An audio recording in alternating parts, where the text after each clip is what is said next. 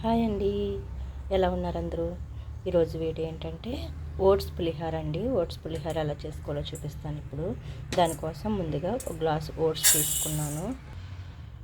ముందుగా ఈ ఓట్స్ని శుభ్రంగా కడిగి ఒక పక్కన పెట్టుకోవాలి.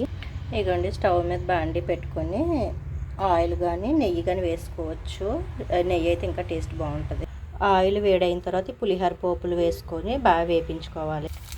పోపులన్నీ వేగిన తర్వాత లైట్గా ఇంగు వేసుకోవాలి, కొద్దిగా పసుపు, దీంట్లోకి రుచికి తగిన ఉప్పు వేసుకుని తర్వాత నిమ్మరసం వేసుకుని ఒక 5 నిమిషాలు కలుపుకోవాలి.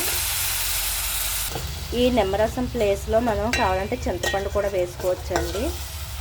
దీన్ని ఇలా ఒక 2 నిమిషాలు వేపించుకుంటాం. దీంట్లో నానబెట్టుకున్న ఓట్స్ వేసుకోవాలి. మళ్ళీ దీన్ని ఒక 5 నిమిషాల పాటు ఇలా కలుపుకుంటూ వేపించుకుంటే దీనికి పులుపు కారం అన్నీ బాగా పట్టి టేస్ట్ బాగుంటుంది. ఇదిగోండి, రెడీ అయిపోయింది. ఇప్పుడు స్టవ్ ఆఫ్ చేసుకుని ఇది వేడివేడిగా తింటేనే బాగుంటుందండి. ఓట్స్తో చేసుకుంది ఏదైనా వేడివేడిగా ఉంటేనే బాగుంటుంది. మీరు కూడా ట్రై చేయండి. ట్రై చేసి ఎలా ఉందో కామెంట్ పెట్టండి ఫ్రెండ్స్. Thank you.